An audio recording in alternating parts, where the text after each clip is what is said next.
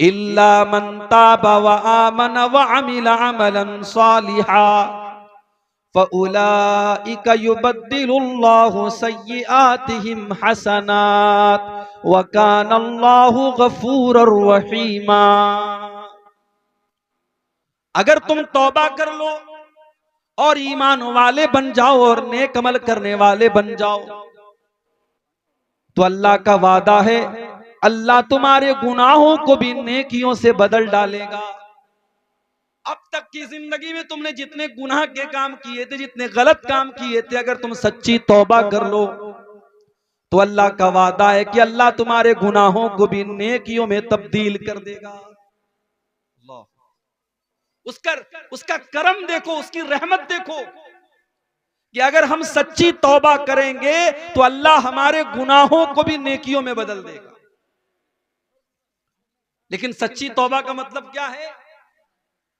सच्ची तौबा ये नहीं है रात में आपने मौलाना मुनव्वर साहब की तकरीर सुनी नमाज के बारे में, दिल में इरादा हुआ कि कल से नमाज शुरू करेंगे और फजर की नमाज के टाइम अस्सलातु खैरुम मिनन नौम की आवाज आती रही और आप सोए रह गए, और फिर रात गई बात गई, आपने रात में तौबा की, सुबह तौबा तोड़ दी। कहीं बड़ा अच्छा जुमला मैंने पढ़ा था फेसबुक के ऊपर कि मोबाइल अगर वाइब्रेशन में भी रखा हो तो मोबाइल के वाइब्रेशन की आवाज हमारे कानों में पहुंच जाती है। मोबाइल के वाइब्रेशन की आवाज भी हम सुन लेते हैं लेकिन अजान की आवाज हमारे कानों तक नहीं पहुंचती। इसका मतलब हम कानों के बहरे नहीं हैं, हम दिल के बहरे। तो सच्ची तौबा यह है कि अगर आपके दिल में तौबा का ख्याल आया है तो आप फौरन अल्लाह से माफी मांगे और उस गुनाह को फौरन छोड़ दें। इन्नमत तौबतु अलल्लाहि लिल्लज़ीना यअमलूना अस्सूअ बिजहाला। अल्लाह ताला उन लोगों की तौबा को कबूल करता है जो नादानी में आकर के गुनाह करते हैं, जिनसे गुनाह हो जाता है नादानी में आकर के, नफ्स के तकाजे में आकर के वो गुनाह का काम कर लेते हैं। सुम्मा यतूबून मिन करीब फउलाइका यतूबुल्लाहु अलैहिम। और जैसे उनको ये एहसास होता है कि हमने गुनाह कर लिया, हमने अल्लाह को नाराज कर लिया, वो जल्दी से तौबा कर लेते हैं, और जब वो जल्दी से तौबा कर लेते हैं तो अल्लाह उनकी तौबा को कबूल कर लेता है। वलैसतित तौबतु लिल्लज़ीना यअमलूना अस्सय्यिआत। अल्लाह उन लोगों की तौबा को कबूल नहीं करता है जो गुनाहों पर गुनाह करते रहते हैं, जो बहुत सारे गुनाह करते रहते हैं। हत्ता इज़ा हज़रा अहदहुमुल मौत क़ाला इन्नी तुब्तुल आन। जब मौत का टाइम आता है, जब देखता है कि अब तो मरने वाले हैं, सामने मौत को देखता है, तब वो कहता है कि ऐ अल्लाह मैं तौबा करता हूँ। जो इंसान मरने का इंतजार कर रहा है और तौबा नहीं कर रहा है, अल्लाह ऐसे लोगों की तौबा को कबूल नहीं करता। तौबा तो फिरौन ने भी की थी। फिरौन जब डूबने लगा समंदर के अंदर तो फिरौन ने भी तौबा की थी और कहा था मैं अल्लाह के ऊपर ईमान लाता हूं, जिसके ऊपर बनी इसराइल ईमान लाते मैं उसके ऊपर ईमान लाता हूं। अल्लाह ने क्या फरमाया? आल आना वक़द असैता मिन क़ब्लु। ऐ फिरौन तू अब तौबा कर रहा है, अब तेरे तौबा करने का कोई मतलब नहीं है, अब तेरी तौबा का कोई माना नहीं है। सारी जिंदगी तो तू गुनाह पर गुनाह करता रहा, लोगों पर जुल्म अत्याचार करता रहा, बच्चों को मरवाता रहा, औरतों को गुलाम बनाता रहा, और आज जब तू मौत को अपनी आंखों के सामने देख रहा है तो तू तौबा कर रहा है। फल यौमा नुनज्जीका बिबदनिका लितकूना लिमन खल्फका आया। ऐ फिरौन आज हम तुझे मौत देंगे और ऐसी मौत देंगे, हम तेरी बॉडी को महफूज रखेंगे, तेरी डेड बॉडी को बचा करके रखेंगे ताकि तेरी डेड बॉडी आने वाली नस्लों के लिए निशानी बन जाए, और लोग तेरी डेड बॉडी को देख करके कहें कि देखो ये फिरौन था जो अपने आप को रब कहा करता था, जो अपने आप को खुदा कहा करता था, ये उस फिरौन की डेड बॉडी है। तो तौबा करने के लिए मरने का इंतजार मत करो, मेरे जिंदगी में तौबा, तंदुरुस्ती की हालत में तौबा करो। नौजवान अगर ये समझ रहा है कि साहब अभी तो जवान है, जब 70 साल के हो जाएंगे, 60 साल के हो जाएंगे, लाठी पकड़ के चलने लगेंगे, तब नमाज भी पढ़ लेंगे, तो जाओ जरा देख लो कब्रिस्तान में अगर 10 जनाजे कब्रिस्तान में पहुंचते हैं तो 10 में 5 जनाजे आपको ऐसे भी मिलेंगे जो जवानों के जनाजे, कोई कैंसर का शिकार होकर, कोई कोरोना का शिकार होकर, कोई किसी और बीमारी का शिकार होकर के मर रहा है। मेरे नौजवान साथियों, तौबा के सिलसिले में देर न करो, अल्लाह से माफी मांगने के सिलसिले में देर न करो। जिंदगी का कोई भरोसा नहीं है, कल न कर कल का कोई भरोसा नहीं, कल न आया कभी और न आएगा कल, कल तो कल एक पल का भरोसा नहीं, कल न कर कल का कोई भरोसा नहीं। इंसान की जिंदगी में एक दिन तो छोड़ दो, 1 मिनट की भी गारंटी नहीं। वमा तदरी नफ्सुम माज़ा तक्सिबु गदा, वमा तदरी नफ्सुम बिअय्यि अर्दिन तमूत। कोई नहीं जानता कि कल वो क्या करे, और कोई नहीं जानता कि वो जिंदा रहेगा या मर जाएगा, कहां मरेगा, कल उसकी मौत कहां होगी, किस जगह मरेगा, ये भी कोई नहीं जानता। मेरे प्यारे साथियों, इसलिए अगर गुनाह का काम हम कर रहे हैं तो जितना जल्दी मुमकिन हो हम तौबा कर लें, और जब हम तौबा कर लेंगे, अल्लाह का वादा है अल्लाह हमारी तौबा को कबूल करे। अत्ताइबु मिनज़्ज़म्बि कमन ला ज़म्ब लहू, अल्लाह के नबी फरमाते हैं जो तौबा कर लेता है वो इतना पाक व साफ हो जाता है जैसे उसने कभी कोई गुनाह ही न किया हो। अल्लाह का कानून तो यह है कि तौबा करने वाला जब तौबा कर लेता है, दुनिया का कानून तो यह है सुबह का भूला शाम को लौटा है तो उसे भूला नहीं कहते, लेकिन अल्लाह का कानून क्या है? अल्लाह का कानून तो यह है अगर आप सच्ची तौबा कर लेते हैं, आप अल्लाह से माफी मांग लेते हैं, तो अल्लाह आपको मुत्तकियों में शामिल कर देता है, अल्लाह आपके गुनाहों को नेकियों में बदल डालता है। अल्लाह का कानून निराला है। जानते हो, दुनिया में अगर हम किसी से कुछ मांगते हैं तो जिससे हम मांगते हैं वो नाराज होता है। अगर हम किसी से बार बार सवाल करें, बार बार मांगे, तो सामने वाला कहता है यार अब्दुल गफ्फार साहब आपने मेरा घर देख लिया है, आप बार बार मुझसे मांग रहे, नाराज हो जाता है। ये दुनिया का कानून है। दुनिया का कानून ये कि बार बार किसी के सामने हाथ फैलाओगे, बार बार उससे मांगोगे, बार बार सवाल करोगे, वो नाराज हो जाएगा। लेकिन अल्लाह का कानून क्या है? अल्लाह का कानून ये वक़ाल रब्बुकुम उदऊनी अस्तजिब लकुम इन्नल्लज़ीना यस्तकबिरूना अन इबादती सयदखुलून जहन्नम दाखिरीन। अल्लाह का कानून ये कि जो अल्लाह से नहीं मांगता है, जो अल्लाह के आगे हाथ नहीं फैलाता है, अल्लाह उससे नाराज होता है। तो मुझसे मांग क्यों नहीं रहा है? मेरे बंदे तू मेरा मोहताज है। या अय्युहन्नासु अंतुमुल फुक़राउ इलल्लाह, ऐ इंसानो तुम सब के सब मेरे फकीर हो, मेरे मोहताज हो, तुम मेरे आगे हाथ क्यों नहीं फैलाते हो? तुम मुझसे मांगते क्यों नहीं हो? अगर मुझसे नहीं मांगोगे तो हम तुमसे नाराज हो जाएंगे। जो अल्लाह से नहीं मांगते, जो तकब्बुर करते, जो घमंड करते हैं, अल्लाह कहता है वो जलील हो करके जहन्नम में डाले जाएंगे। अरबी का एक शायर कहता है अल्लाहु अल्लाहु यग़ज़बु हीना युत्रकु सुआलुहु, जब अल्लाह से ना मांगा जाए तो अल्लाह नाराज हो जाता है। व बुनय्यु आदम हीना युसअलु यग़ज़बु, और इंसान से जब मांगा जाता है तो वो नाराज होता है। अल्लाह से ना मांगो तो अल्लाह नाराज होता है, और बंदे से मांगो तो बंदा नाराज। तौबा करने वाला जब तौबा करता है तो अल्लाह उसके गुनाहों को भी नेकियों में बदल देता है। अल्लाह के कानून बड़े निराले हैं मेरे। हम जब किसी नेकी का इरादा करते हैं, रात में इशा की नमाज पढ़ी, इमाम के साथ 4 रकात हमने इशा की नमाज पढ़ी, फिर 2 रकात हमने सुन्नत भी पढ़ ली, फिर वितर की नमाज पढ़ने के लिए खड़े होने लगे। अचानक ज़हन में आया कि चलो आज तहज्जुद की नमाज पढ़ लेते हैं। घर आया, बिस्तर पे सोने लगा, अपने मोबाइल के ऊपर उसने अलार्म भी लगा दिया कि 3 बजे मेरी नींद खुल जाए। 3 बजे का अलार्म उसने लगा दिया, 3 बजे उठ करके मैं तहज्जुद पढ़ूंगा। उसने मोबाइल पर अलार्म भी लगा दिया, रात में सो गया। थका हारा आया था, बिस्तर पे लेटा तो गहरी नींद आ गई, और 3 बजे मोबाइल का अलार्म बजता चला गया। उसकी नींद नहीं खुली, यहां तक के फजर की अजान का टाइम हो गया। वो तहज्जुद के इरादे से सोया था, उसने तहज्जुद की नमाज नहीं पढ़ी थी, लेकिन चूंकि वो इरादा करके सोया था। अल्लाह के नबी फरमाते हैं कि जब बंदा किसी नेकी का इरादा करता है, अल्लाह फरमाता है उक्तुबू लहू हसनतन, मेरा बंदा नेकी का इरादा कर चुका था, इसलिए उसके नाम अमाल में एक नेकी लिख दो। एक नेकी सिर्फ इरादा करने पर मिलती है। अगर बंदा पक्का इरादा कर ले तो एक नेकी तो उसको इरादा करने पर मिल जाती है। और अगर बंदा वो नेकी कर ले तो अल्लाह के नबी फरमाते हैं कि अल्लाह फरमाता है उक्तबू लहू अशरता हसनात, मेरे बंदे की 10 नेकियां लिख दो। एक नेकी का सवाब अल्लाह ताला 10 नेकी के बराबर देता है, और नेकी का सिर्फ इरादा कर लिया जाए तो एक नेकी का सवाब दे देता है।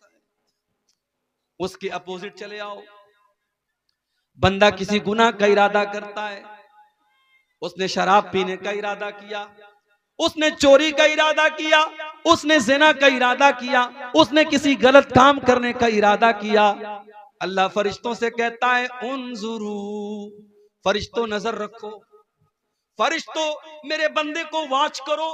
अगर मेरा बंदा ये गुनाह कर लेता है तो उसके नाम अमाल में एक गुनाह लिखना, 10 मत लिखना।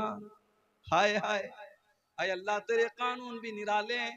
नेकी करने पर 10 नेकी का सवाब दिया जा रहा है, लेकिन गुनाह करने पर एक ही गुनाह लिखा जाएगा। अल्लाह फरमाता है मेरे फरिश्तों भी रुक जाओ, जब तक मेरा बंदा ये गुनाह ना कर ले तब तक तुम उसके गुनाह को न लिखना।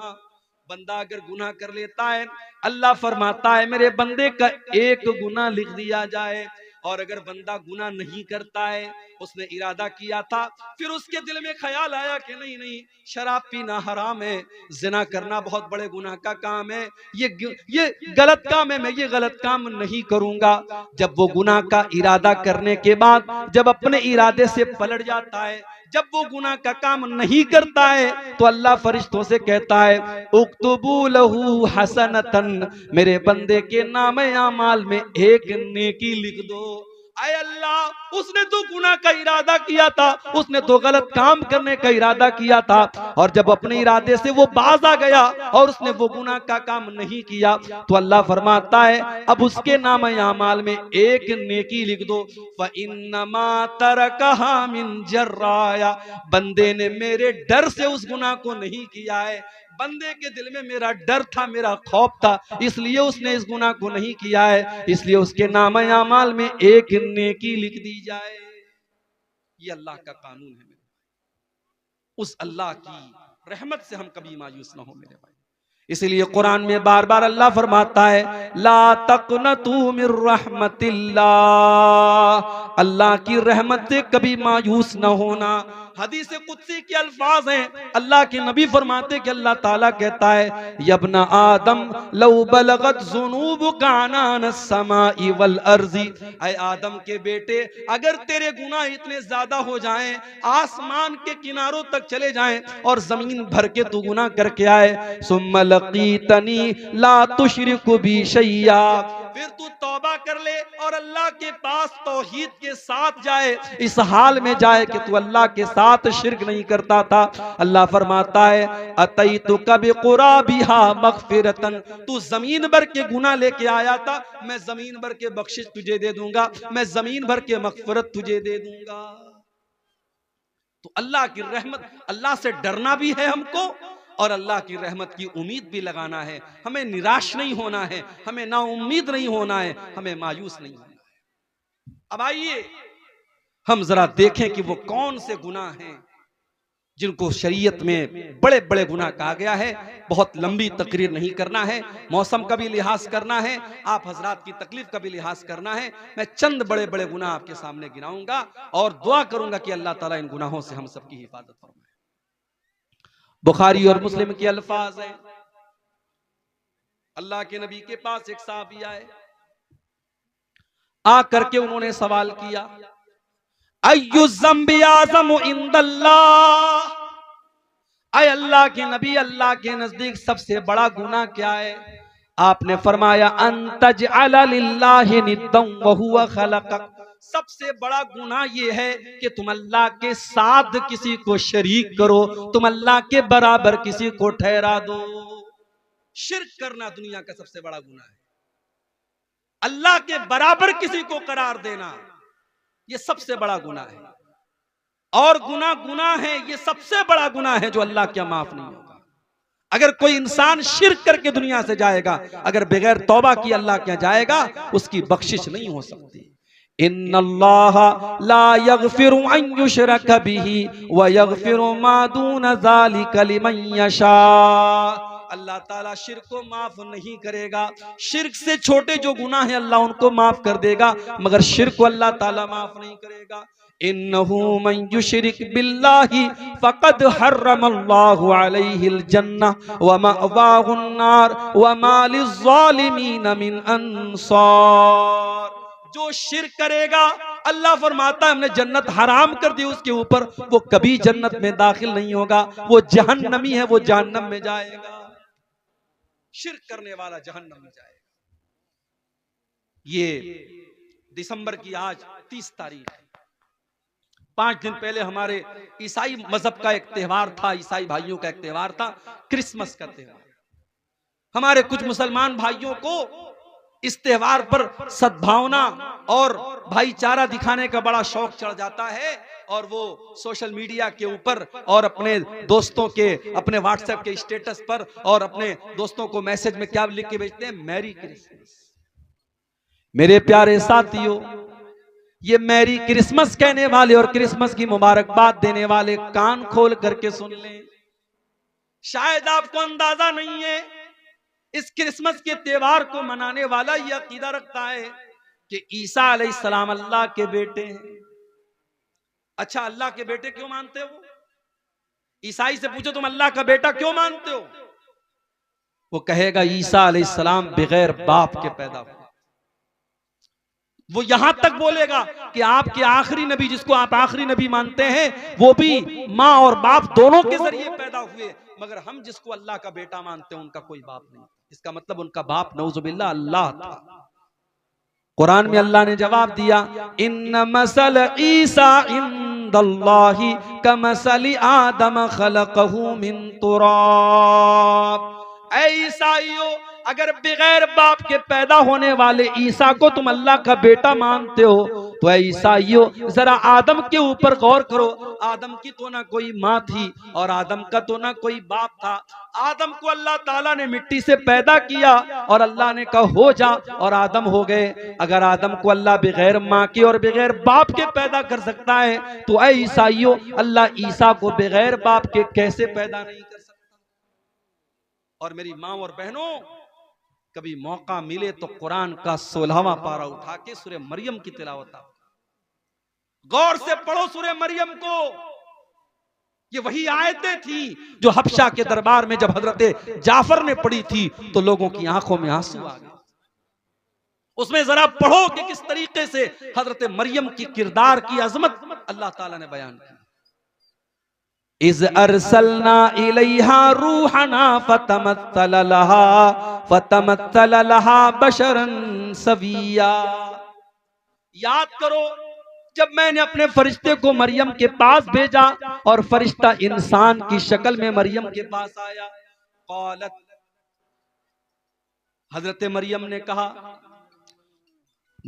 तू दूर हो जा मुझसे, अगर तू अल्लाह से डरने वाला है मेरे करीब ना आना, तू दूर हो जा। तू कौन है मैं नहीं जानती, मेरे करीब ना आना। अगर तू अल्लाह से डरने वाला है तो मुझसे दूर हो जा। क़ाला इन्नमा अना रसूलु रब्बिकी लिअहब लकी गुलामन ज़किया। फरिश्ता बोला, ऐ मरियम तुम डरो नहीं, मैं अल्लाह का फरिश्ता हूँ और मैं तुमको खुशखबरी सुनाने आया हूँ। तुम्हारे पेट से एक बच्चा पैदा होने वाला है, ईसा पैदा होने वाले, अल्लाह का नबी पैदा होने वाला है। क़ालत अन्ना यकूनु ली गुलामु वलम यमससनी बशर वलम अकु बग़िया। हजरत मरियम ने कहा मुझे बेटा कैसे पैदा होगा, मेरा तो निकाह भी नहीं हुआ है और आज तक मुझे किसी इंसान ने टच नहीं किया है और मैं कोई बच्चलन औरत भी नहीं हूँ, मुझे बेटा कहाँ से पैदा होगा, तुम कैसी बात कर रहे हो। क़ाल कज़ालिक क़ाल रब्बुकी हुवा अलय्या हय्यिन वलिनजअलहु आयतल लिन्नासि व रहमतम मिन्ना। फरिश्ते ने कहा मरियम ये अल्लाह का ऑर्डर है, ये अल्लाह का आदेश है, ये अल्लाह का फरमान है। अल्लाह ने कह दिया है तुझे बेटा होने वाला है तो हो जाएगा। अल्लाह के लिए कुछ भी मुश्किल नहीं है, कुछ भी अल्लाह के लिए मुश्किल नहीं है, अल्लाह के लिए सब आसान है। तुझे बेटा पैदा होगा, ये अल्लाह का फैसला हो चुका। फहमलतहु फंतबज़त बिही मकानन क़सिया। हजरत मरियम अल्लाह ताला के हुक्म से प्रेग्नेंट हो गई, गर्भवती हो गई। उनके पेट में ईसा अलैहिस्सलाम पलने लगे। जब उनको एहसास हुआ कि मैं पेट से हो गई, तो वो बैतुल मुक़द्दस से कुछ दूरी पर जाकर के रहने लगी, कुछ दूरी पर जाकर के वो गुजर बसर करने लगी। फ़अजाअहल मख़ादु इला जिज़इन नख़ला। बच्चे की पैदाइश का टाइम करीब आया, लेबर पेन का टाइम, जो दर्द से जिसको बोलते हैं, बच्चे की पैदाइश का टाइम करीब आया। हजरत मरियम एक खजूर के पेड़ के पास जाकर के सहारा लेती हैं और सोचने लगती हैं कल ये बच्चा पैदा होगा, लोग मेरे कैरेक्टर पर सवाल उठाएंगे, लोग मेरे किरदार पर सवाल उठाएंगे। एक इज्जतदार औरत को अपने किरदार और अपनी आबरू से बढ़कर के किसी चीज की चिंता नहीं होती। मरियम ने कहा या लैतनी मित्तु क़ब्ल हाज़ा व कुन्तु नसियम मनसिया। ऐ काश मैं मर गई होती, ऐ काश मुझे कोई जानने वाला न होता, मैं भूली बसरी हो गई होती, मुझे कोई याद करने वाला न होता। फनादाहा मिन तहतिहा अल्ला तहज़नी क़द जअल रब्बुकी तहतकी सरिया। अल्लाह के फरिश्ते ने आवाज दी, ऐ मरियम घबराओ नहीं, बच्चा पैदा होने वाला है। ऐ मरियम तुम्हें प्यास लगेगी, जरा आपने नीचे देखो, अल्लाह ने नहर जारी कर दी है, नहर जारी कर दी, तुमको पानी की कोई कमी नहीं होगी। वहुज़्ज़ी इलैकी बिजिज़इन नख़लति तुसाक़ितु अलैकी रुतबन जनिया। और ऐ मरियम इस पेड़ को जरा पकड़ करके हिलाओ तो पकी हुई खजूरें तुम पर गिरेंगी, खजूर खाओ और पानी पियो और अल्लाह का शुक्र अदा करो। इससे उलमा ने ये इस्तिदलाल किया है कि हजरत ईसा की पैदाइश दिसंबर के महीने में नहीं हो सकती, क्योंकि खजूर के पकने का जो टाइम होता है वो मई और जून का महीना होता है। हजरत ईसा की पैदाइश मई और जून के महीने में हुई है, दिसंबर के महीने में नहीं हुई है। फ़इम्मा तरयिन्न मिनल बशरि अहदा फ़क़ूली इन्नी नज़रतु लिर्रहमानि सौमा फ़लन उकल्लिमल यौमा इंसिया। फरिश्ते ने कहा, ऐ मरियम अगर कोई इंसान तुमको नजर आ जाए तो कहना कि मैं अल्लाह के लिए मैंने नजर मानी है। इशारे से कहना कि मैं किसी से बात नहीं करूंगी, किसी से बातचीत मत करना। ईसा पैदा हो गए।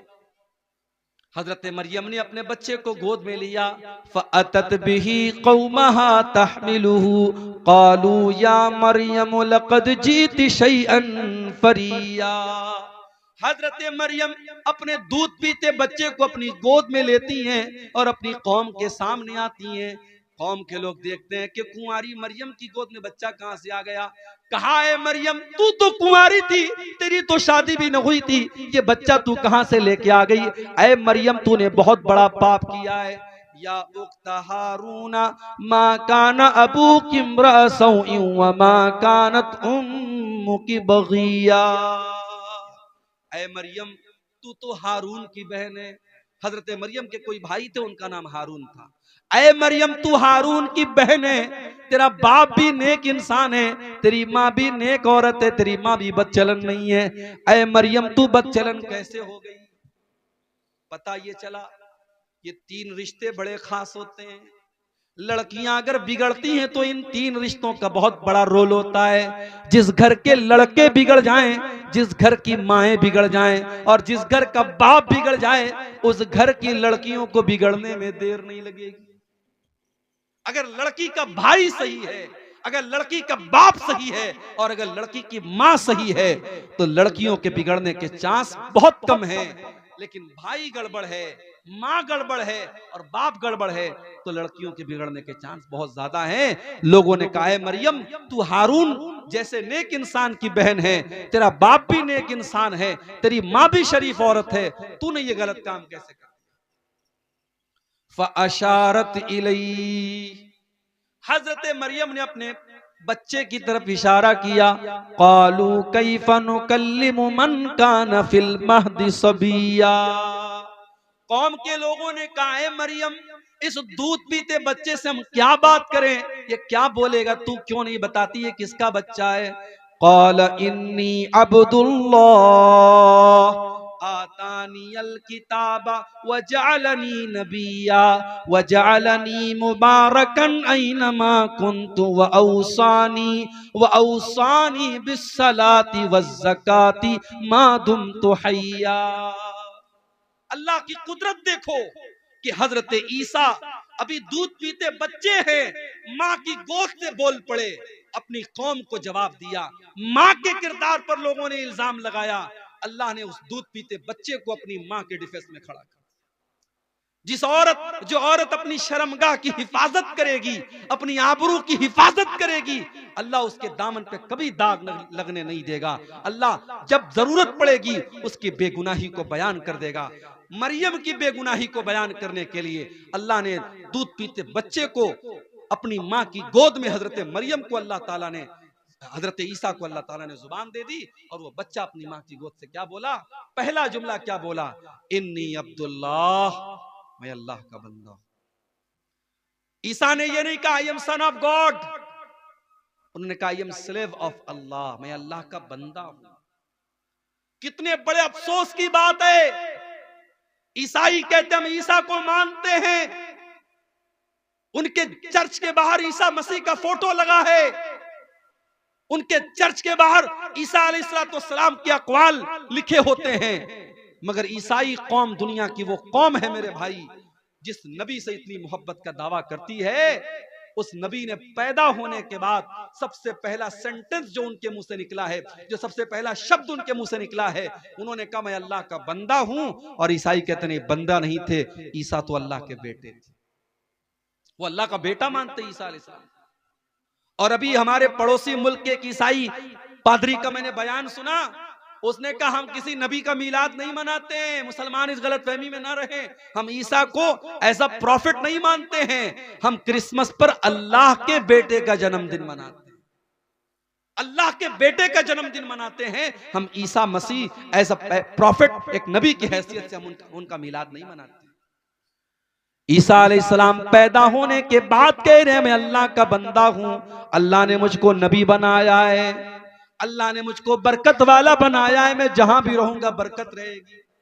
और अल्लाह ने मुझको नमाज का हुक्म दिया है, मुझको ज़कात का हुक्म दिया है, जब तक मैं जिंदा रहूंगा मैं नमाज पढ़ता रहूंगा, मैं ज़कात देता रहूंगा। व बर्रम बिवालिदती, और अल्लाह ने मुझे अपनी माँ के साथ अच्छा सलूक करने का हुक्म दिया है। वलम यजअलनी जब्बारन शकिया, अल्लाह ने मुझे बदबख्त नहीं बनाया, अल्लाह ने मुझे सरकश नहीं बनाया, मैं अल्लाह का नेक बंदा हूं, अल्लाह ने मुझे नबी बनाया है। ये ईसा इब्ने मरियम का वाकया है, कुरान के 16वें पारे के अंदर मौजूद है। लेकिन आज ईसाई मजहब के मानने वाले जब क्रिसमस का त्योहार मनाते हैं तो दुनिया को ये बताते हैं कि हम अल्लाह का बेटा, अल्लाह के बेटे की हम पैदाइश की खुशी मनाते हैं। और हमारा मुसलमान नौजवान और कॉलेज में पढ़ने वाली हमारी मुसलमान लड़कियां, वो अपनी सहेलियों को और अपने दोस्तों को फेसबुक के ऊपर और सोशल मीडिया पर मैरी क्रिसमस लिख के भेजती हैं, मैरी क्रिसमस लिख के भेजती हैं, क्रिसमस की मुबारकबाद देती हैं। अरे मुसलमान, तू कितना बेगैरत हो चुका है, तू कितना बेगैरत हो चुका है, जिस त्योहार पर तेरे अल्लाह को गाली दी जा रही है, इससे बढ़ के अल्लाह के लिए कोई गाली नहीं हो सकती मेरे भाई।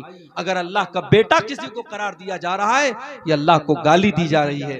और अल्लाह ताला खुद कहता है, जब आदम का बेटा कहता है कि मैंने किसी को अपना बेटा बना लिया, तो आदम का बेटा मुझे तकलीफ पहुंचाता है, इंसान मुझे तकलीफ पहुंचाता है। अल्लाह का सब्र देखो, अल्लाह का बर्दाश्त देखो, अल्लाह को गाली दी जाती है फिर भी अल्लाह उनको खिलाता है, पिलाता है, रोजी देता है। मुसलमानों, तुम्हारे रब को गाली दी जाए, तुम्हारे रब को बुरा भला कहा जाए, और तुम क्रिसमस के त्योहार पर मुबारकबाद दे रहे हो। अभी कलकत्ता में मैं था, परसों कलकत्ता में जब मैं दाखिल हुआ, एयरपोर्ट से निकला, मैं बाहर देखा बड़े बड़े पंडाल लगे हुए हैं, बड़े बड़े पंडाल लगे हुए हैं, और वहां के इलाके के मुसलमान लीडरों के बड़े बड़े फोटो बैनर पे लगे हैं, और क्रिसमस की मुबारकबाद दी जा रही है, और क्रिसमस के बड़े बड़े फंक्शन हो रहे हैं, और मुसलमान उन प्रोग्रामों को अरेंज कर रहा है। मैं बड़े साफ अल्फाज में, कलकत्ता में मेरी तकरीर थी, मैंने कह दिया हमें नहीं करनी ऐसी पॉलिटिक्स, हमें नहीं चाहिए ऐसे नेता, हमें नहीं चाहिए ऐसे लीडर जो पॉलिटिक्स के लिए इस्लाम का सौदा कर दें, ईमान का सौदा कर दें, तौहीद से कॉम्प्रोमाइज कर लें। हमें नहीं आना ऐसी पॉलिटिक्स में। अगर पॉलिटिक्स में आना है तो आओ, मगर अपने ईमान और अपनी तौहीद को बचा के रखो मेरे भाई। ईमान एक ऐसी दौलत है, इसकी कीमत पर दुनिया की कोई दौलत हम नहीं ले सकते, इसको कुर्बान करके दुनिया की कोई दौलत हम नहीं ले सकते। अल्लाह को गाली दी जा रही है, अल्लाह नाराज होता है जब किसी को कहा जाता है अल्लाह का बेटा है। जानते हो अल्लाह कितना नाराज होता है? वक़ालु इत्तख़ज़र रहमानु वलदा, ये कहते हैं कि रहमान ने बेटा बना लिया है। लक़द जीतुम शैअन इद्दा, अल्लाह का बेटा करार देने वालों, तुम बहुत गंदी बात अपने मुंह से निकाल रहे हो। तकादुस समावातु यतफ़त्तरन मिन्हु व तंशक़्क़ुल अर्दु व तख़िर्रुल जिबालु हद्दा, इतनी खतरनाक बात तुम अपने मुंह से निकाल रहे हो कि जमीन फट जाए, आसमान फट जाए और पहाड़ गिर जाए तो उतनी बड़ी बात नहीं है जितनी बड़ी बात यह है अंदअउ लिर्रहमानि वलदा, अल्लाह का बेटा किसी को करार देना ये बड़ी खराब बात है, बहुत बुरी बात है। तो शिर्क सबसे बड़ा गुनाह है मेरे भाई। हमें अपने आप को और अपने बच्चों को भी शिर्क से बचाना है। मेरी माए बहनें जो बैठी हैं वो भी सुन लें, बच्चों का अकीदा बचाना आपकी जिम्मेदारी है। बच्चे को नजर लग गई, आप टीका लगाती है, टीका क्यों लगाती हैं आप?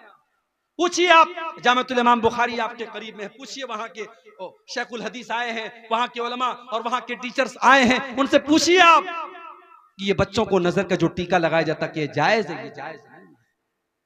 बच्चा बीमार हो गया, किसी ने आपसे कहा धागा पहना, तो धागा पहना दिया आपने, तावीज पहना दिया आपने, ये भी शिर्क है मेरी माओ बहन, ये भी शिर्क है। और अल्लाह के नबी की हदीस है मन अल्लक़ तमीमतन फ़क़द अशरक, जिसने तावीज पहना, जिसने तावीज लटकाया उसने शिर्क किया। अगर अपने बच्चों को आप तावीज पहना रहे हैं, पढ़ते रहो, रफुल यदैन करके नमाज पढ़ते रहो, सीने पर हाथ बांधते रहो और आमीन जोर से बोलते रहो, मगर तुम अहले हदीस नहीं हो सकते, तुम सलफी नहीं हो सकते जब तक तुम्हारा अकीदा दुरुस्त नहीं है, तुम्हारी तौहीद सही नहीं। अपनी तौहीद की हिफाजत करो मेरे भाई, अपने बच्चों की तौहीद की हिफाजत करो। इब्राहीम अलैहिस्सलाम जैसा पैगंबर दुआ करता है वजुनुबनी व बनिया अन नअबुदल असनाम, आय अल्लाह तू मुझे भी बुत परस्ती से बचाना और मेरी औलाद को भी तू शिर्क से बचाना। मेरी औलाद कहीं बुत परस्ती में न पड़ जाए, मेरी औलाद कहीं शिर्क में न पड़ जाए। अगर इब्राहीम जैसे पैगंबर को अपनी औलाद की चिंता है तो आपको भी चिंता होनी चाहिए, आपको भी फिक्र होनी चाहिए अपनी औलाद।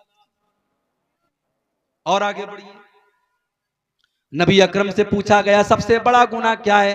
आपने फरमाया कि अल्लाह के बराबर किसी को करार देना। पूछा गया अय अल्लाह के नबी उसके बाद सबसे बड़ा गुनाह क्या है? आपने फरमाया अन तक़तुल वलदक खशियत अन यतअम माक, अपनी औलाद को कत्ल कर दो इस डर से कि वो तुम्हारे साथ खाए।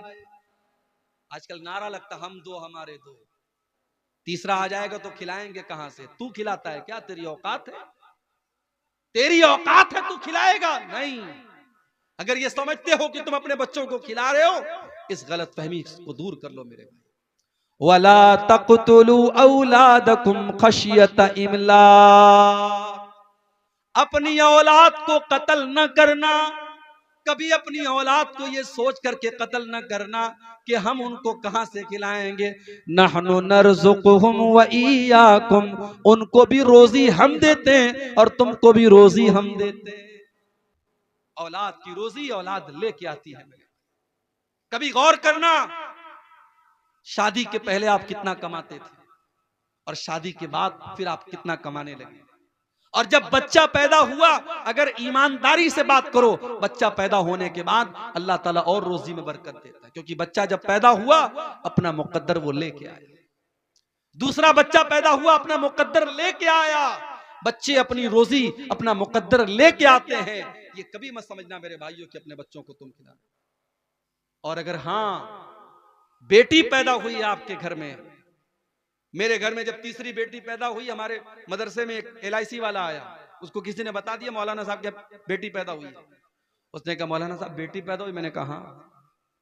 वो मुझको समझाने लगा, आपकी बेटी अभी बड़ी होगी, शादी करना पड़ेगा, बहुत खर्चा आएगा, उसको पढ़ाना होगा, ये करना होगा, आप ये पॉलिसी ले लीजिए, 18 साल अभी आप धीरे धीरे पैसा जमा करेंगे, 18 साल बाद आपको इतना पैसा मिलेगा, जब आपकी बेटी जवान होगी आपके पास शादी के लिए पैसा हो जाएगा। यानी आज बेटी पैदा होती नहीं है कि लोगों के माथे पर चिंता की लकीरें आने लगती, लोग प्लान बनाने लगते हैं 18 साल बाद।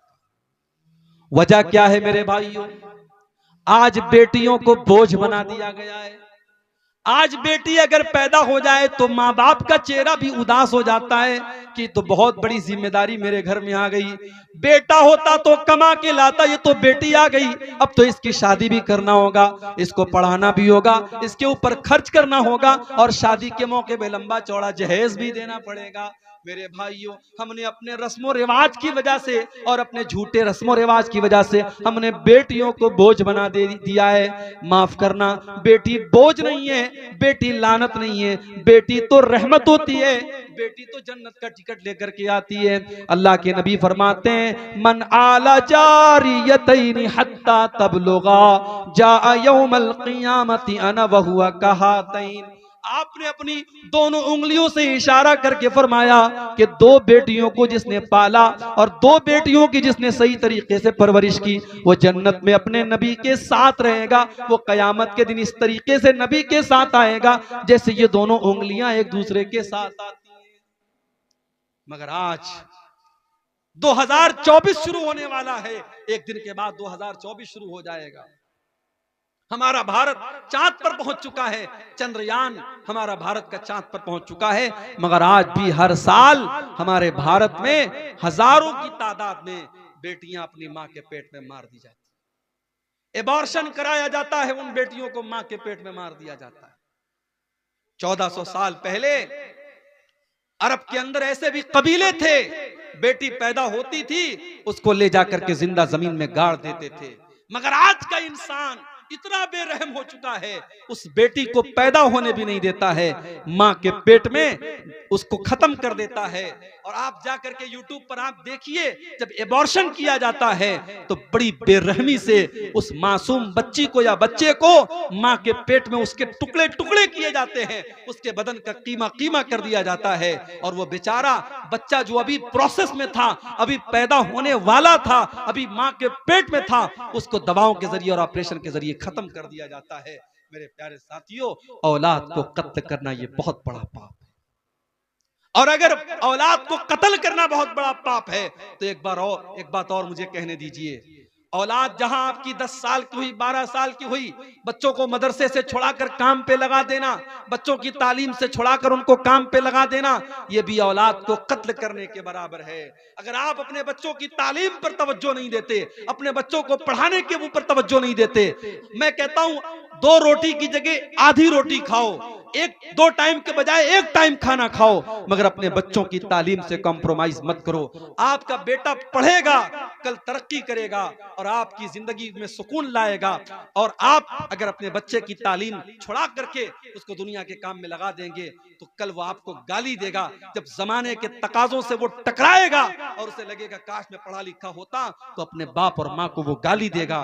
मेरे भाइयों, कभी भी अपने बच्चों की तालीम अपनी माशी मुश्किलात की वजह से मत छुड़ाओ। कोशिश करो कि बच्चा हमारा तालीम जारी रखे। बच्चों की तालीम छुड़ा करके उनको काम में लगाना, ये भी औलाद को कत्ल करने के बराबर है। इस दौर में हम जानते हैं जो लड़का पढ़ा लिखा ना हो उसकी जिंदगी बड़ी परेशानी की होती है। वो कहीं कोई नौकरी नहीं कर सकता, कहीं वो कोई किसी चीज में हिस्सा नहीं ले सकता। आज अपने बच्चों की तालीम पर तवज्जो देना भी जरूरी है। और आगे बढ़िए, तीसरी चीज, अल्लाह के नबी से पूछा गया कि फिर सबसे बड़ा गुनाह क्या है? आपने फरमाया अंतोजानिया हलील तजारिक, अपने पड़ोसी की बीवी के साथ जिना करना। जिना करना तो किसी भी औरत के साथ हराम है, मगर पड़ोसी की बीवी के साथ जिना करना ये ज्यादा बड़ा गुनाह है, क्योंकि पड़ोसी पड़ोसी के ऊपर भरोसा करता है, पड़ोसी पड़ोसी के ऊपर विश्वास करता है। अगर पड़ोसी की बीवी के साथ और पड़ोसी की बेटी के साथ और पड़ोसी की बहन के साथ कोई गलत काम करता है तो ये उसके पड़ोस का उसने हक मारा है, उसने पड़ोसी के साथ हक तलफी की है। पड़ोसी का बड़ा हक है। मेरे भाइयों, ये जिना को तीसरा बड़ा गुनाह करार दिया। आज जिना भी आम हो रहा है।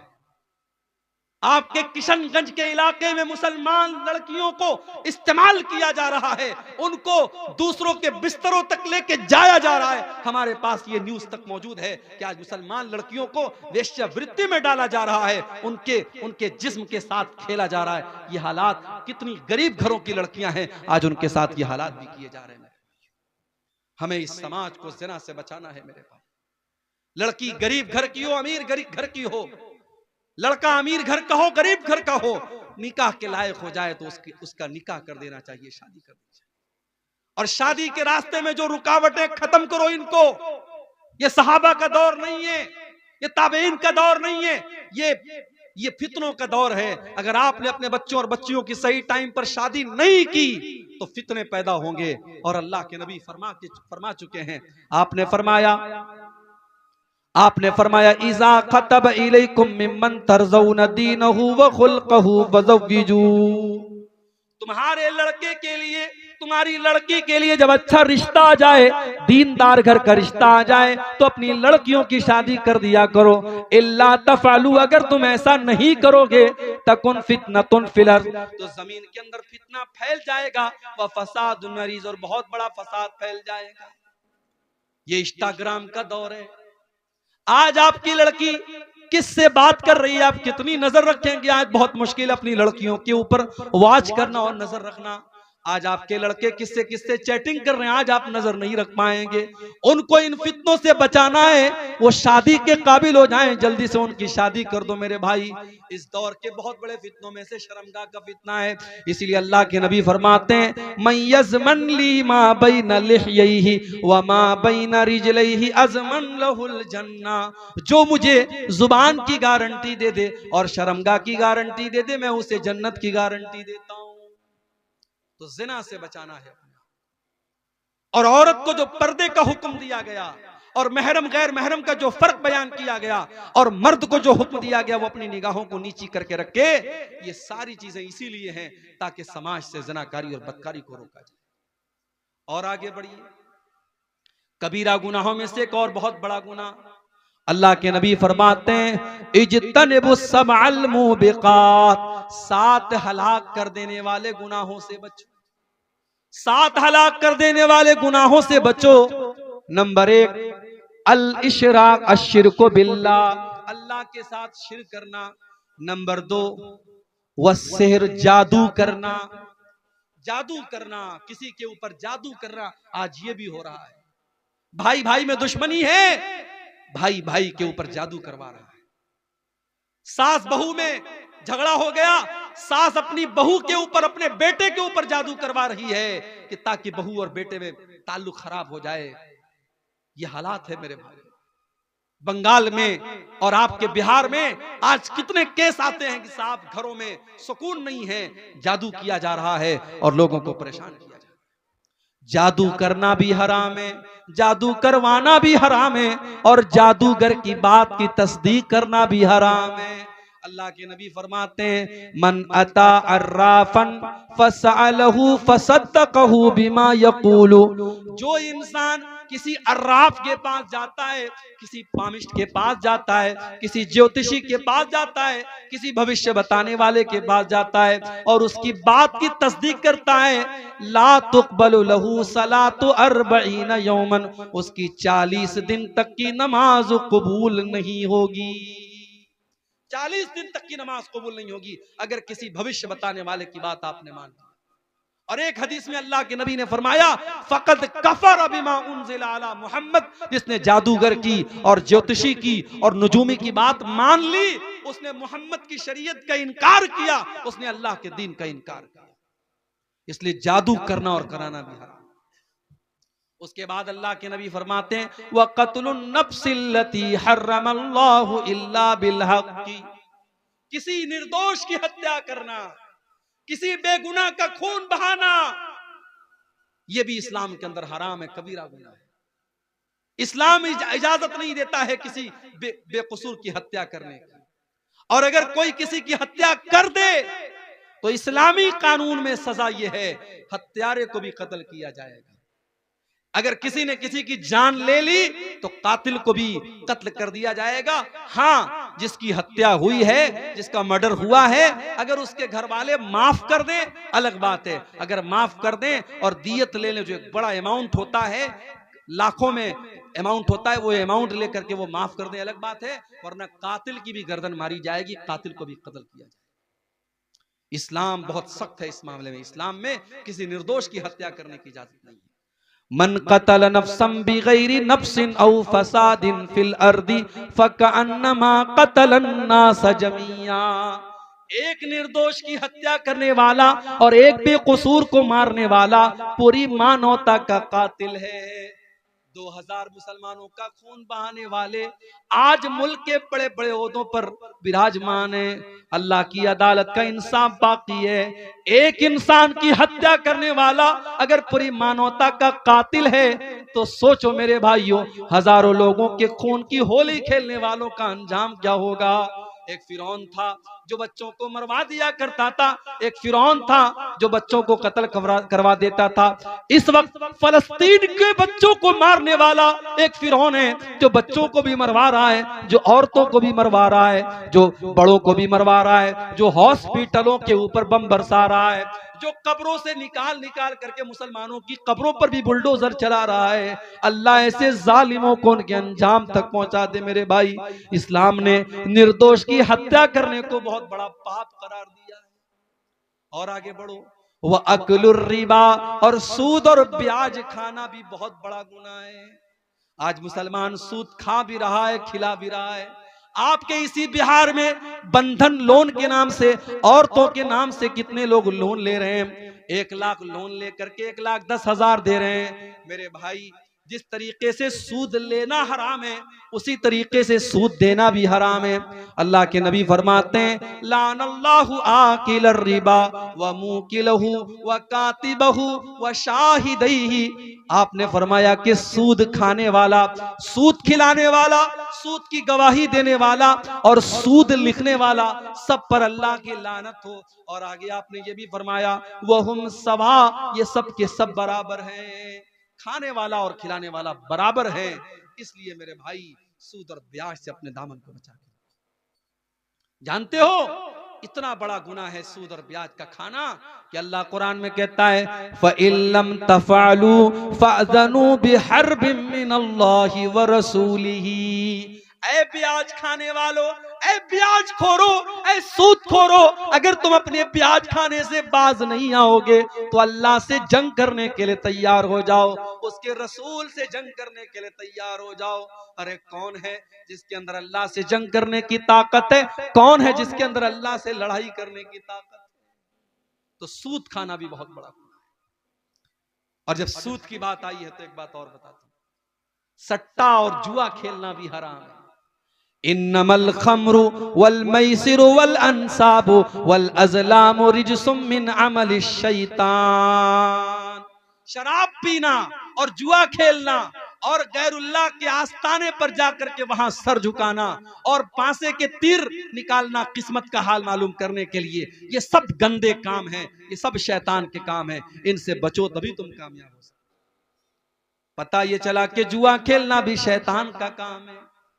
किसी जमाने में ताश के पत्तों से जुआ खेला जाता था, अब मोबाइल का दौर आ गया, अब टेक्नोलॉजी का दौर आ गया, अब इंटरनेट के ऊपर बहुत सारे ऐप आ गए। अभी क्रिकेट का वर्ल्ड कप चल रहा था, एक एक बॉल के ऊपर सट्टा खेला जा रहा था। आज कितने सारे ऐप हैं जिसके अंदर जुआ खेलने की और सट्टा की अलग अलग शक्लें आ रही हैं। याद रखो मेरे भाई, मेरे नौजवान साथियों, पैसा कमाना है तो बिजनेस करो, पैसा कमाना है तो हलाल तरीके से पैसा कमाओ। बहुत सारे रास्ते हलाल तरीके के हैं, हराम रास्ता मत अपनाओ, ब्याज का रास्ता मत अपनाओ और सट्टा और जुआ का रास्ता मत अपनाओ। याद रखो, हराम कमाई से पैसा कमा भी लोगे तो उसमें बरकत नहीं होगी। अल्लाह के नबी फरमाते हैं, याती अलन्नासी ज़मानुन ला युबालिल मरउ मिन ऐना खज़ल माल। एक ऐसा जमाना लोगों पर आने वाला है जब लोग परवाह नहीं करेंगे कि पैसा हलाल तरीके से कमा रहे हैं या हराम तरीके से। जानते हो बनारस में साड़ी का कारोबार होता है, जानते होंगे आप लोग। साड़ी के कारोबार में बनारस में किसी जमाने में साड़ियों में फिगर चलता था, मोर की तस्वीर बनी है, कौवे की तस्वीर बनी है, चिड़िया की तस्वीर बनी है। तो किसी दौर में जब बनारस में कोई ऐसी साड़ी बनवाता था तो लोग कहते थे ये तस्वीर का कारोबार कर रहा है, तस्वीर बना रहा है। उस फिगर बनाने वाले के घर में लोग खाना नहीं खाते थे कि ये हराम खा रहा है। लेकिन अब कितने ऐसे लोग हैं बनारस में जो इसी का कारोबार कर रहे हैं।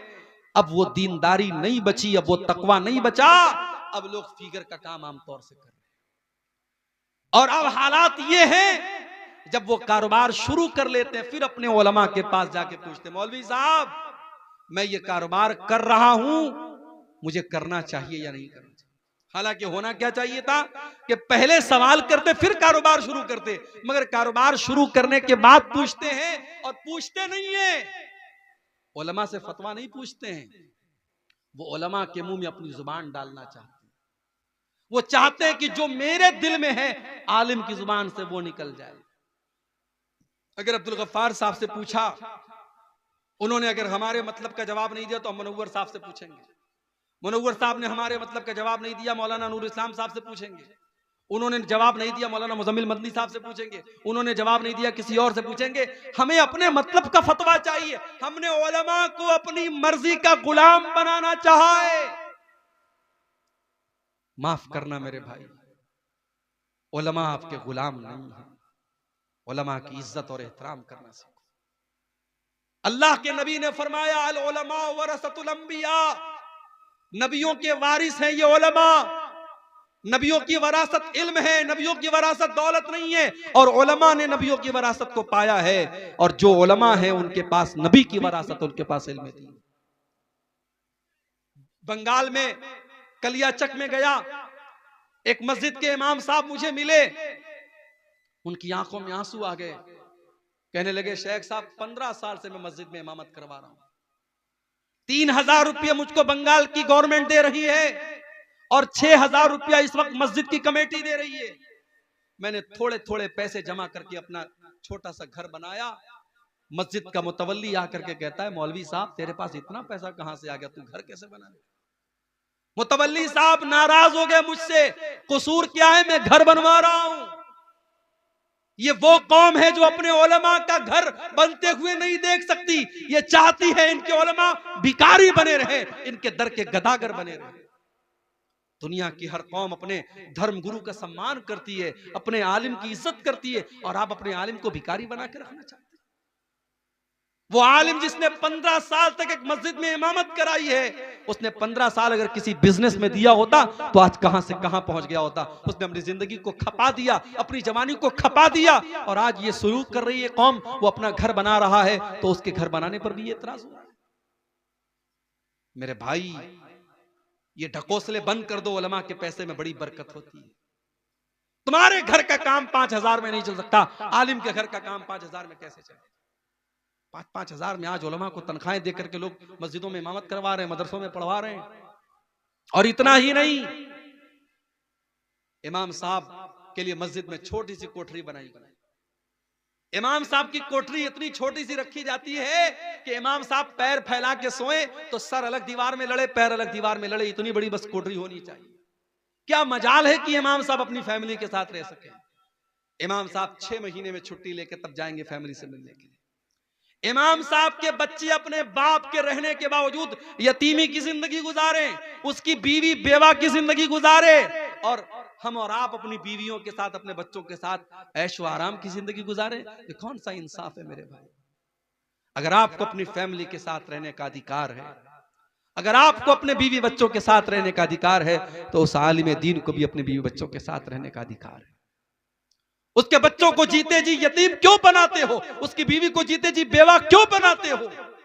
अगर अपनी मस्जिदों में अपने इमामों के कमरे बनाते हो तो कान खोल करके सुन लो। अगर जर्रा बराबर अपने आलिम की इज्जत करते हो तो उस आलिम के लिए एक फैमिली क्वार्टर का भी इंतजाम करो। और एक बात और कह दूं, उलमा फरिश्ते नहीं है, ये उलमा आपके बीच के इंसान ही हैं। जो तकाजे आपके साथ है इनके साथ है, जो कमजोरियां आपके साथ है इनके साथ हैं। अगर आप गुनाह और गलती के काम करते हैं और कर सकते हैं, उलमा से भी सरजद हो सकता है, उनको फरिश्ता मत समझना। लेकिन अगर उलमा से गलती हो जाए तो उनकी इस्लाह की कोशिश करो। तुम्हें नजर आ गया फला आलिम ने कोई गलत काम कर दिया, अकेले में ले जाके समझा दो, मौलवी साहब समाज पर बड़ा गलत असर पड़ेगा। हमारे यहां तो साहब बाल की खाल निकाली जाती है। इमाम साहब ने अगर सजदा थोड़ा लंबा कर दिया, इशा की नमाज थोड़ी लंबी पढ़ा दी, हम चाय की दुकानों पे बैठ के और पान की दुकानों में बैठ के तबसरा करते हैं, साहब मौलवी साहब ने नमाज बड़ी लंबी पढ़ा दी। तुम्हारे बाप का नौकर है, तुमसे पूछ के नमाज पढ़ाएगा।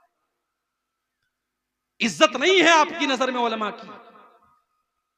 जरा सी कोई बात हुई हम फट से कहते हम इस इमाम के पीछे नमाज नहीं पढ़ेंगे। तेरे नमाज न पढ़ने से क्या उस इमाम की इमामत खतरे में पड़ जाएगी?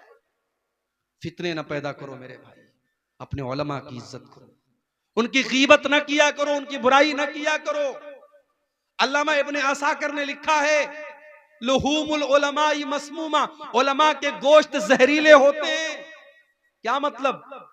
जब हम किसी की गीबत करते हैं, शरीयत कहती है हम उस अपने मरे हुए भाई का गोश्त खाते हैं। जब हम किसी की गीबत करते हैं गोया हम उसका गोश्त खा रहे हैं। जब हम उलमा की गीबत करते हैं तो समझो हम जहरीला गोश्त खा रहे हैं, यानी उसका गुनाह और ज्यादा पड़ेगा, क्योंकि आप एक आलिम की गीबत कर रहे हैं। अपनी जुबान की हिफाजत करो मेरे भाई, उलमा का मकाम दो, उलमा की कद्र करो। कबीरा गुनाहों में से गुनाह ये भी है मेरे भाइयों, सूद खाना और ब्याज खाना, वह अक्लो माल यतीम, और यतीम का माल खाना। यतीम का माल जिस तरीके से भी खाया जा रहा है, यतीम का माल खाने वाले कान खोल करके सुन लें, इन्नल्लज़ीना याकुलूना अमवालल यतामा ज़ुल्मन इन्नमा याकुलूना फी बुतूनिहिम नारा। जो लोग यतीम का माल खा रहे हैं वो अपने पेट में जहन्नम की आग भर रहे हैं। यतीम बेचारा बेसहारा होता है। यतीम हो सके तो यतीम की मदद कर दो, हो सके तो यतीम को सहारा दे दो, यतीम का माल हड़पने की कोशिश नहीं।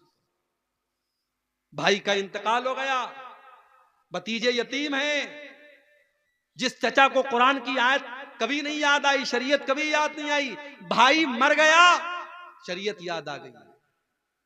भतीजे से बोला बे तेरे बाप का इंतकाल हो गया, अब दादा की प्रॉपर्टी में तेरा कोई हिस्सा नहीं बनता, चचा लोग आपस में बांट लेते हैं।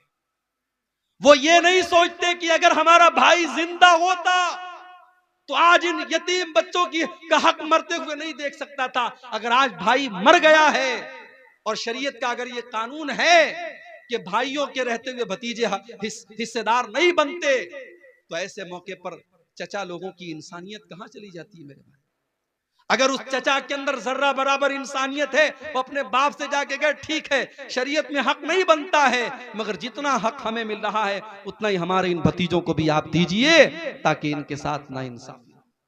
और दादा को भी चाहिए, दादा को अल्लाह ताला ने यह ऑप्शन दिया है, वो अपनी प्रॉपर्टी का 1/3 हिस्सा अपने उन यतीम पोतों के हक में वसीयत कर सकता है, वो करके जाए ताकि उन यतीमों का हक ना मारा जाए। मेरे भाई किसी यतीम का कभी हक मत मारो। किसी की जमीन पर नाजायज कब्जा कर लेना भी कबीरा गुनाह है। अल्लाह के नबी फरमाते हैं मन ज़लम शिब्रम मिनल अर्ज़ी, जिसने एक बालिश्त जमीन किसी की हड़प ली।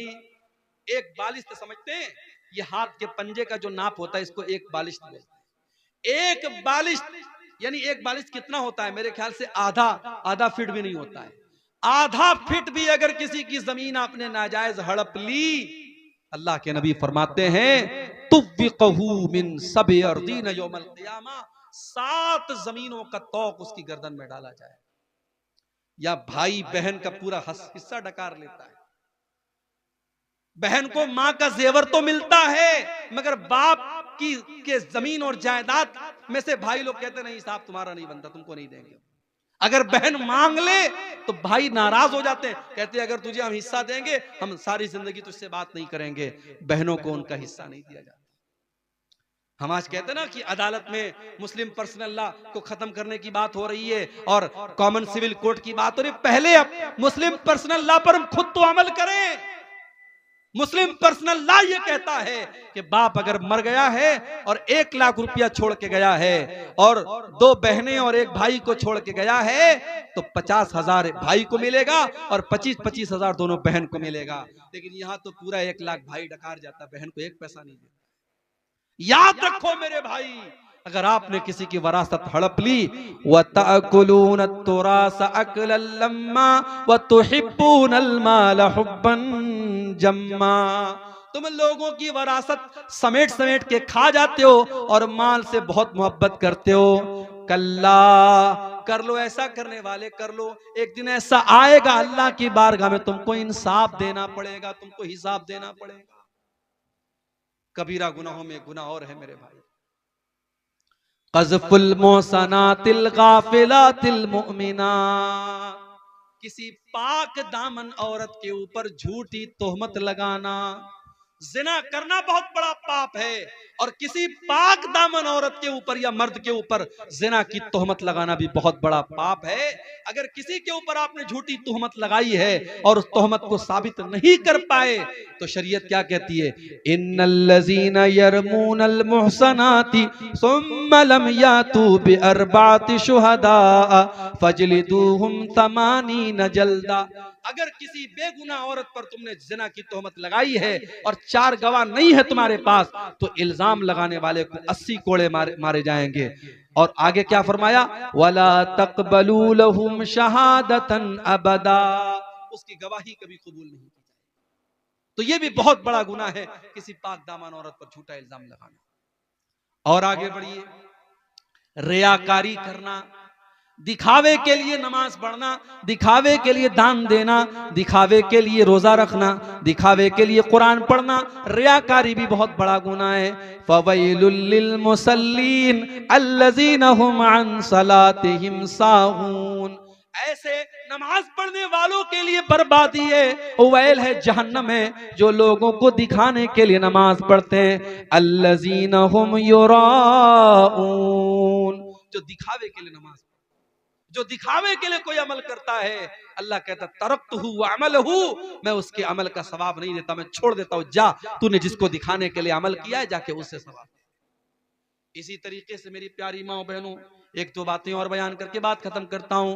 औरत का बेपर्दगी करना, औरत का बेहुदा कपड़े पहन करके निकलना, औरत का ऐसे कपड़े पहन करके घर के बाहर निकलना जिससे उसके शरीर का अंग नजर आता हो, उसका बदन नजर आता हो, अपने जिस्म का प्रदर्शन करना, यह भी कबीरा गुनाह है। अल्लाह के नबी फरमाते हैं, सिनफान मिन अहलिन नारि लम अरहुमा, 2 किस्म के लोग जहन्नम में जाएंगे और उनको मैंने अभी नहीं देखा, वो बाद में आएंगे, वो कयामत के पहले आएंगे। नंबर 1, कौमुन माहुम सियातुन काजना बिल बकरी यजरिबून बिहन्नास, ऐसे लोग आएंगे जिनके हाथ में गाय की दुम की तरह कोड़े होंगे और वो कोड़ों से लोगों को मारेंगे। अभी मनव्वर साहब आए, आसाम के हालात बयान कर रहे थे, मैं उत्तर प्रदेश से आया हूँ, हमारे यहाँ के हालात भी आप देख रहे हैं। हुकूमतें और कुर्सियां, ये इनका नशा भी बड़ा गहरा होता है मेरे भाई। मगर राहत इंदौरी का बड़ा मशहूर शेर है, जो साहिबे मसनद है कल नहीं होंगे, जो साहिबे मसनद है कल नहीं होंगे, किराएदार हैं, जाती मकान थोड़ी है, ये कुर्सियां, ये ओहदे, व तो इज़्ज़ु मन तशा व तो ज़िल्लु मन तशा व तूतिल मुल्क मन तशा व तंज़ुल मुल्क मिम्मन तशा। अल्लाह जब चाहता है जिसको चाहता है हुकूमत देता है और जिससे चाहता हुकूमत छीन लेता है। अल्लाह का कानून यही रहा है, जमीन पर जालिम को अल्लाह ताला ने फलने फूलने नहीं दिया है। अल्लाह ने कुफ्र की हुकूमत को चलने दिया है, शिर्क की हुकूमत को चलने दिया है, मगर जुल्म की हुकूमत को चलने नहीं दिया है। मेरे भाइयों, अल्लाह के नबी फरमाते ऐसे लोग आएंगे जिनके हाथ में कोड़े होंगे और वो लोगों को उससे मारेंगे, जुल्म करेंगे, अपने पावर का गलत इस्तेमाल करेंगे। वनिसाउन कासियातुन आरियातुन मुमीलातुन माइलातुन, और ऐसी औरतें भी जहन्नम में जाएंगी जो कपड़ा पहनने के बावजूद नंगी होंगी। एक लफ्ज में अल्लाह के नबी ने सारे फैशन को बयान कर दिया। आज मुसलमान बाप है, चेहरे पर दाढ़ी है और माथे पर सजदे का निशान है और जवान बेटी को लेकर के शादी में जा रहा है, और बेटी ने साड़ी पहनी है, और साड़ी ऐसी पहनी है कि उसकी पीठ भी नजर आ रही है, उसकी आस्तीन भी नजर आ रही है, उसका पेट भी नजर आ रहा है, उसके शरीर का अंग अंग नजर आ रहा है, उसका पूरा बदन नजर आ रहा है, अपने पूरे हुस्न की वो नुमाइश करके जा रही है। जो कुरान ये कहता है वला युबदीना ज़ीनतहुन्ना, ऐ मुसलमान औरत अपनी जीनत को तू जाहिर नहीं कर सकती है किसी गैर मर्द के सामने। कुरान तो यहां तक कहता है वल यज़रिबना बिखुमुरिहिन्ना अला जुयूबिहिन्ना, औरत घर में बाप के सामने, भाई के सामने, बेटे के सामने, ससुर के सामने, जो उसके महरम रिश्तेदार हैं जिससे वो शादी नहीं कर सकती है, उस रिश्तेदार के सामने भी औरत जब जाए तो अपने दोपट्टे को हमेशा अपने गिरेबान पर रखे, अपने दोपट्टे का ख्याल रखे, दोपट्टा जहां तहां फेंक करके न चली जाए, उसका दोपट्टा उसके सीने पर होना चाहिए। कुरान कहता है वला यज़रिबना बिअरजुलिहिन्ना लियुअलम मा युख्फीना मिन ज़ीनतिहिन्ना, ऐ मुसलमान औरत तू जब पायल पहने हो तो घर में अपने पायल पहन करके अपने पाँव को जमीन पे जोर जोर से मार के न चला कर, तेरे पायल की झनकार भी गैर मर्दों के कान तक नहीं जानी चाहिए। जो इस्लाम इतना सख्त है वो इस बात की इजाजत कैसे दे सकता है कि किशनगंज की लड़की, पूर्णिया की लड़की, अररिया की लड़की इंस्टाग्राम पर आईडी बनाए और अपने फोटोज डाले, अपने अपने नए नए कपड़ों का, अपने गहनों का प्रचार करे, शादी में तैयार होकर जाए उसको अपने स्टेटस पे लगाए और अपने फोटोज डाल डाल करके दुनिया में अपने हुस्न की नुमाइश करे। अल्लाह के नबी फरमाते हैं कपड़ा पहन करके भी ऐसी औरतें नंगी होंगी, उनका उनका उनका शरीर नजर आएगा, कपड़ा ऐसा होगा। और मुमीलातुन माइलातुन, वो गैर मर्दों को अपनी तरफ आकर्षित करने वाली होंगी, और जब वो चलेंगी तो उनकी चाल भी बेहया औरतों की तरह होगी। औरत की चाल बता देती है कि ये हया वाली औरत है, ये शर्मीली औरत है, और उसकी चाल बता देती है ये बेहया औरत है। अल्लाह के नबी फरमाते हैं उनकी चाल भी बेहया और फाहिशा औरतों की तरह होगी। और आगे आपने फरमाया रुऊसुहुन्ना कअस्निमतिल बुख्तिल माइला, उनका हेयर स्टाइल, उसके बालों का स्टाइल कैसा होगा जैसे ऊंट का कुहान होता है, उसके बाल का जोड़ा ऐसा बना होगा। आजकल तो फैशन के नाम पे क्या क्या हो रहा है। ब्यूटी पार्लर में काली कलूटी औरत जाती है और अंदर से बिल्कुल बॉलीवुड की हीरोइन बन के निकलती है। वो आईब्रो को सेट करवा रही है, अपने होठों में इंजेक्शन देकर के होठों को मोटा कर रही है, और इतना मेकअप हो रहा है कि अल्लाह की पनाह है। याद रखो मेरी बहनों, याद रखो मेरी माओ, मेकअप के नाम पर कोई ऐसा काम करना जो अल्लाह की फितरत को बदल दे, जो अल्लाह की तख्लीक को बदल दे, हराम है। जो नेचुरल ब्यूटी है, जो अल्लाह ने खूबसूरती दी है, उसको अपने लिए काफी समझो। ऐसी औरतें जो अपने हेयर स्टाइल को ऊंट के कुहान की तरह बनाएंगी, अल्लाह के नबी फरमाते हैं ला यदखुलनल जन्ना, ऐसी औरतें जन्नत में नहीं जाएंगी, वला यजिदन रिहा, और जन्नत की खुशबू भी ये नहीं पा सकती। इसी तरीके से कबीरा गुनाहों में से गुनाह ये भी है कि इंसान अपने बाप को बुरा भला कहे। सहाबा ने कहा अल्लाह के नबी अपने बाप को कौन बुरा भला कहता है? कहा जब तुम किसी के बाप को बुरा भला कहते हो, किसी को माँ की गाली देते हो, किसी के बाप को बुरा भला कहते हो, और जवाब में वो तुम्हारी माँ को और तुम्हारे बाप को बुरा भला कहता है, तो इनडायरेक्ट तुम अपनी माँ को और अपने बाप को बुरा भला कह रहे हो। आजकल ये भी बड़ा चलता है, दोस्त लोग आपस में बैठते हैं, एक दूसरे को माँ की गाली देते हैं, फिर वो इसको माँ की गाली देता है। खबरदार, हराम है, अपनी जुबान को गालियों से महफूज रखो। अपने माँ बाप की लानत और उन पर गाली का सबब मत बनो। और याद रखो वालिदैन को सताना और वालिदैन को दुख देना, वालिदैन को तकलीफ देना, ये भी बहुत बड़ा गुनाह है। उकूकुल वालिदैन, वालिदैन को सताना और तकलीफ देना, ये भी बहुत बड़ा गुनाह है। कुरान कहता है वक़ज़ा रब्बुका अल्ला ताबुदू इल्ला इय्याहु व बिल वालिदैनि इहसाना, अपने माँ बाप के साथ अच्छा सलूक करो। इम्मा यबलुगन्ना इंदकल किबरा अहदुहुमा औ किलाहुमा फला तकुल लहुमा उफ्फिन वला तन्हरहुमा वकुल लहुमा कौलन करीमा। अगर तुम्हारे माँ बाप बुढ़ापे में मिले हैं, किस्मत समझो अपनी, तकदीर समझो अपनी। कितने नौजवान हैं तरसते हैं कि काश मेरे बूढ़े माँ बाप होते। तुम्हारे माँ बाप अगर तुमको बुढ़ापे में मिले हैं, उनकी कद्र करो, उनकी इज्जत करो, उनसे मोहब्बत के साथ पेश आओ, उनको उफ भी मत कहो, उनसे जब भी बात करो अदब से बात करो। वक़्फ़िज़ लहुमा जनाहज़्ज़ुल्लि मिनर रहमा, और अपने माँ बाप के लिए अपनी रहमत के बाजुओं को बिछा दो।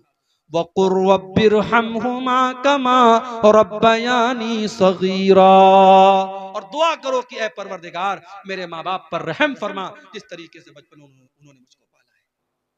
तो वालिदैन को तकलीफ पहुंचाना यह भी कबीरा गुनाहों में शामिल है। इसी तरीके से वह शहादतु ज़ूर, झूठी गवाही देना, झूठ बोलना और झूठी गवाही देना, यह भी बहुत बड़ा गुनाह है। अल्लाह के नबी ने एक मर्तबा जब आपसे पूछा कि बड़े बड़े गुनाह क्या है, आपने फरमाया कि शिर्क करना, माँ बाप को तकलीफ पहुंचाना, लेकिन आप टेक लगा के बैठे थे, आप सीधे उठ करके बैठ गए और आपने फरमाया व शहादतु ज़ूर व शहादतु ज़ूर व शहादतु ज़ूर, झूठी गवाही देना यह भी बहुत बड़ा गुनाह है। इसलिए मेरे भाई झूठ से अपने दामन को बचाओ, तीन चीजों से अपने दामन को बचाओ। अमानत में खयानत मत करो, वादे में वादा खिलाफी मत करो और झूठ मत बोलो। अल्लाह के नबी फरमाते हैं आयतुल मुनाफिक सलास, मुनाफिक की तीन निशानियां हैं। इज़ा हद्दसा कज़ब, जब बात करे तो झूठ बोले, व इज़ा वादा अखलफ, जब वादा करे तो वादा खिलाफी करे, व इज़ा तुमिना खान, और जब अमानत उसके पास रखी जाए तो अमानत में खयानत करे। मेरे भाइयों, ये चंद कबीरा गुनाह थे जो मैंने आपके सामने बयान किए हैं। आइए हम अल्लाह से दुआ करें, रब्बुल आलमीन हम सबको अपने दामन को इन गुनाहों से बचाने की तौफीक अता फरमाए। रब्बुल आलमीन हमें कहने सुनने से ज्यादा अमल करने की तौफीक अता फरमाए। अल्लाह ताला हम में से अगर कोई इन गुनाहों में से किसी गुनाह में मुब्तला है, अल्लाह ताला उसको सच्ची तौबा करने की तौफीक अता फरमाए। अल्लाह हमारी माँ बहनों की भी इस्लाह फरमाए, अल्लाह हमारे नौजवानों की भी इस्लाह फरमाए। आज का ये प्रोग्राम जिस मस्जिद की तामीर व तौसी के लिए हुआ है, अल्लाह इस मस्जिद का काम जल्द से जल्द हम सबको मुकम्मल करने की तौफीक अता फरमाए।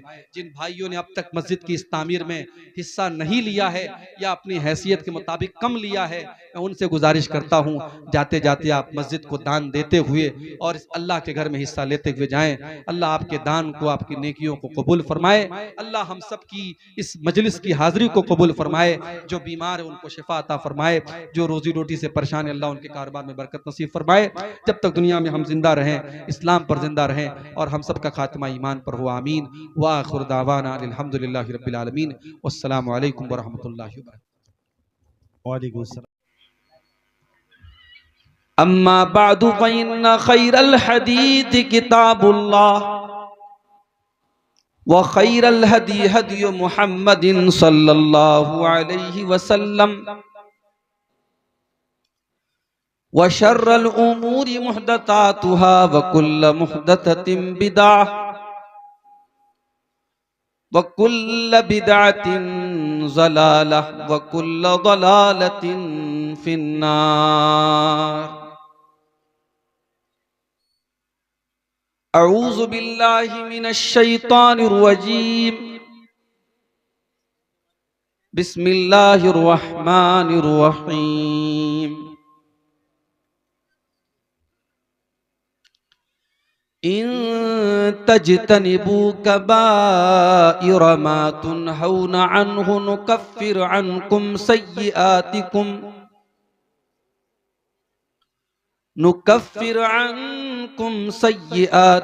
व नुदखिलकुम मुदखलन करीमा।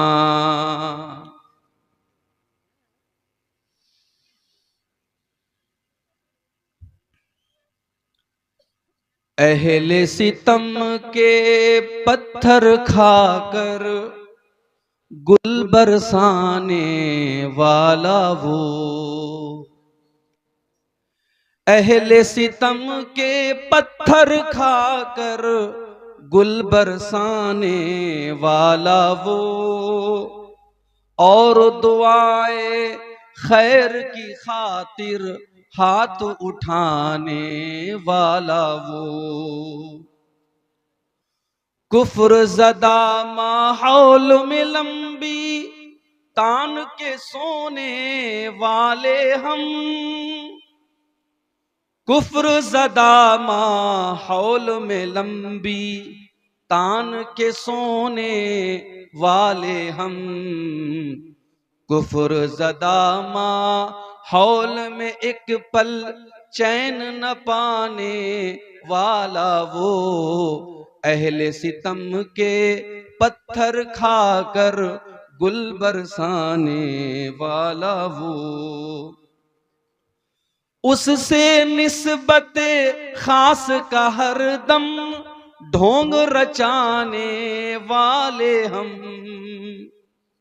उससे निस्बत खास का हरदम ढोंग रचाने वाले हम, और अमल के मैदान में हम सबको बुलाने वाला वो, अहले सितम के पत्थर खाकर गुल बरसाने वाला वो।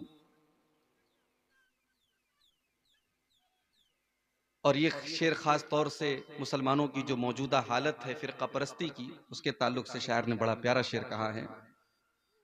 फिरका फिरका मसलक मसलक में बट जाने वाले हम, फिरका फिरका मसलक मसलक में बट जाने वाले हम, वातसिमू बे हब्लिल्लाह का दर्स सुनाने वाला वो, वातसिमू बिहब्लिल्लाह का दर्स सुनाने वाला वो, अहले सितम के पत्थर खाकर गुल बरसाने वाला वो, पीठ में अपने भाई के खंजर घोंपने वाले हम, पीठ में अपने भाई के खंजर घोंपने वाले हम,